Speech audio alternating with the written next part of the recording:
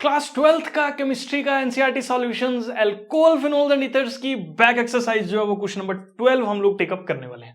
इसके अंदर क्या लिखा है कि आपके पास जो है वो क्या क्या गिवन है। एक बेटा जी हम लोगों के पास गिवन है क्या, यहाँ पे दिया हुआ है हम लोगों के पास बेंजीन जो है वो गिवन है, और साथ ही हम लोगों के पास क्या इसने दे रखा है, कॉन्सेंट्रेटेड हमारे पास सल्फ्यूरिक एसिड जो है वो गिवन है, साथ ही हम लोगों के पास जो है वो NaOH भी गिवन है।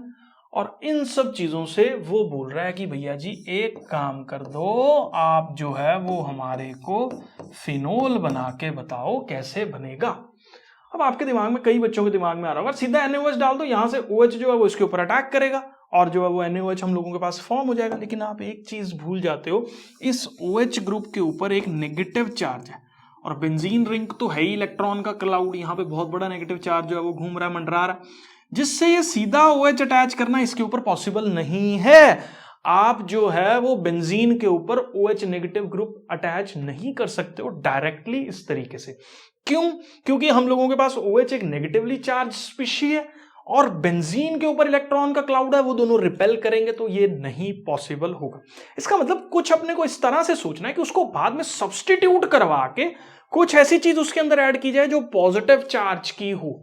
तो उसके लिए हमारे पास यहां पे सल्फ्यूरिक एसिड गिवन है। सल्फ्यूरिक एसिड के अंदर से ना एक काम करो, सबसे पहले सल्फ्यूरिक एसिड को आप ऐसे लिखो, H2SO4 है तो इसको हम लोग क्या लिख सकते हैं, H पॉजिटिव, और यहां पे एक सेकेंड, सल्फ्यूरिक एसिड को हम लोग कैसे लिख सकते हैं, क्या हम सल्फ्यूरिक एसिड को OH ऐसे और SO3H ऐसे जो है वो लिख सकते हैं। अब मैं आपको बताता हूं ऐसा क्यों हुआ, क्योंकि सल्फ्यूरिक एसिड के अंदर ना ऑलरेडी H पॉजिटिव बहुत सारा होता है, ये खुद पे अटैक करके हम लोगों के पास एक आयन प्रोड्यूस करता है विच इज SO3H पॉजिटिव।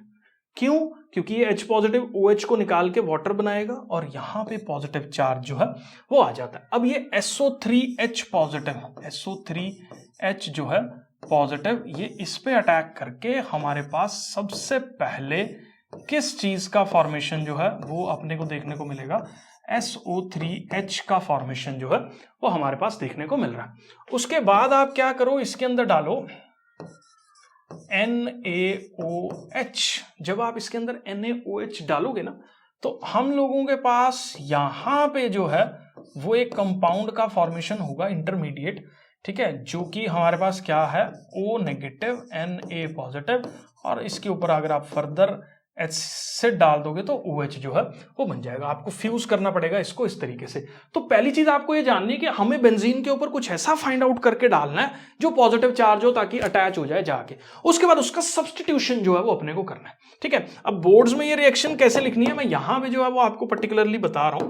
बहुत जो है वो पहले बेंजीन लिया, उसके अंदर हमने कॉन्सेंट्रेटेड ये डाला, तो याद रखो कॉन्सेंट्रेटेड इससे जो है वो हमारे पास क्या प्रोड्यूस हुआ, SO3H प्रोड्यूस हुआ, यहां लग गया।